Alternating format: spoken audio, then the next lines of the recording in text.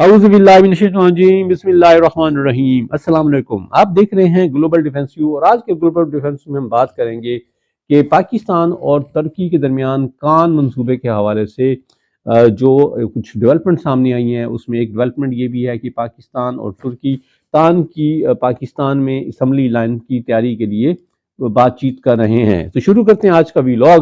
ترکی اور پاکستان کے درمیان دفاعی شعبے میں تعاون کا تیاری کے لیے وقت ترکا فیکٹری کے قیام کے اعلان کے ساتھ شدت اختیار کر رہا ہے، جو اسلحے اور ایروسپیس کے شعبوں میں ایک بہت بڑا منصوبہ ہے۔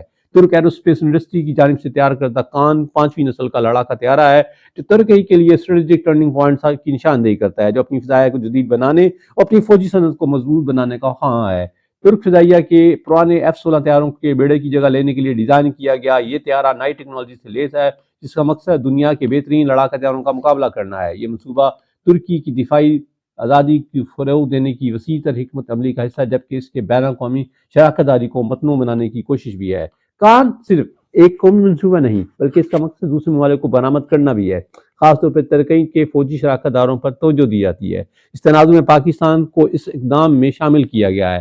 جنوری 2025 میں پاک ترک industrial expo joint working group کے 8ویں اجلاس کے دوران ہونے والی بات چیت میں دونوں ممالک کے درمیان تعاون کو مضبوط بنانے کی خواہش کا اظہار کیا گیا تھا۔ اس تقریب میں ترکی اور پاکستان کے 32 اداروں کے نمائندگان نے شرکت کی، جو کان کی مشترکہ تیاری کی جانب سے ایک اہم قدم ہے۔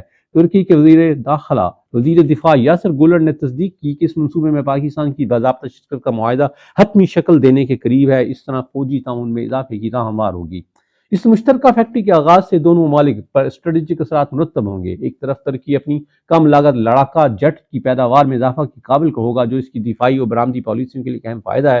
دوسری جانب پاکستان جدید ٹیکنالوجی سے رسائی حاصل کرے گا، جس سے اس کی مقامی دفاعی صنعت متحرک کرتے ہوئے اس کی فضائی صلاحیتوں میں نمایاں بہتری آ سکتی ہے۔ لڑاکا تیاری کے علاوہ دیگر فوجی ساز و سامان کی مشترکہ تیاری اسٹریٹجک شعبوں میں دونوں ممالک کی خود مختاری کو مزید مستحکم کرنے کے حوالے سے بات چیت کی گئی ہے۔ اس تعاون کا مقصد اہم ٹیکنالوجیز کی منتقلی میں سہولت فراہم کرنا بھی ہے، جس سے پاکستان کو جدید طیاروں کی ڈیزائن اور پیداوار میں اپنی مہارت کو فروغ دینے کے قابل بنایا جا سکے گا، جبکہ غیر ملکی سپلائرز کو پر اس کا انحصار کم ہو سکے۔ اس تعاون کی اہمیت تکنیکی اور صنعتی پہلوؤں سے بڑھ کر ہے۔